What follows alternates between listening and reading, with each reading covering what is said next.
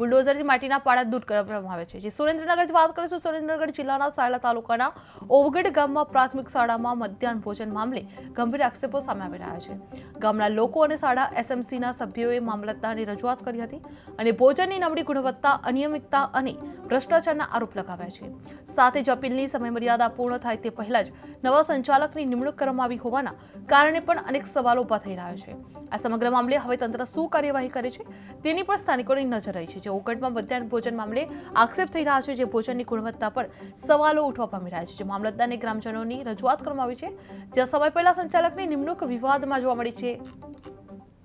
મારું નામ સરવૈયા અંસાબેન છે। હું ઓવનગઢથી આવું છું। અમારા ગામ લોકોની માંગણી એવી છે કે અમારે સ્થાનિક જોવે છે મધ્યાહન ભોજનમાં, અને બધાય બહેનો અમે મંડળના બહેનો છે અને મંડળના બહેનની દીકરી છે કે મધ્યાહન ભોજનમાં રોજગારી કરી શકે, અને અમારે એ બેનની જ જરૂર છે। અમારે બીજા ગામના ન આવવા જોઈએ એવી મારી નર્મ વિનંતી છે। અમેથી લગભગ 40 જણા અમે લોકો અહીં આવ્યા છીએ મામલતદાર અને આયોજન પત્રક આપવા, અને અમારી માંગ પૂરી કરે એવી હું આશા રાખું છું। નમસ્તે।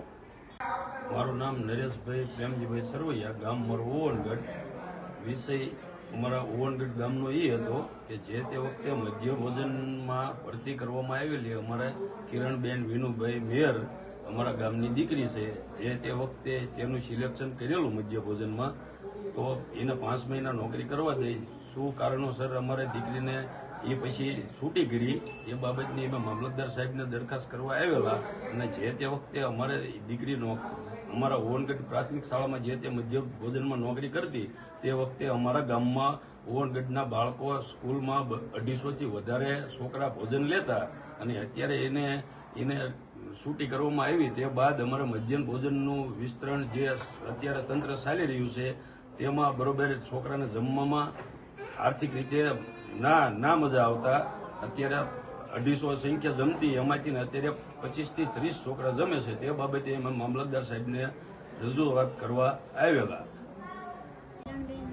હું પહેલા ઓવનગઢ પ્રાથમિક શાળામાં સંચાલન તરીકે ફરજ બજાવતી હતી, અને પ્રાંત સરે અત્યારે મારો હુકમ રદ કરી વાળ્યો છે અને બીજા ભાઈને હુકમ આપી દીધો, અને મેં રિવિઝન અરજી પણ 60 દિવસનો ટાઈમ હતો, એ 60 દિવસનો ટાઈમ પણ અમલમાં એમને રાખ્યો નથી, અને બીજા ભાઈને હુકમ આપી દીધો છે। અને એ ભાઈ વડલાથી આવે છે, એમને 23-27 કિલોમીટર દૂર હોવા છતાં એમને હુકમ આપ્યો, અને આમાં સ્થાનિકને પહેલી જગ્યા હોય છતાં એમને હુકમ કોને આપ્યો?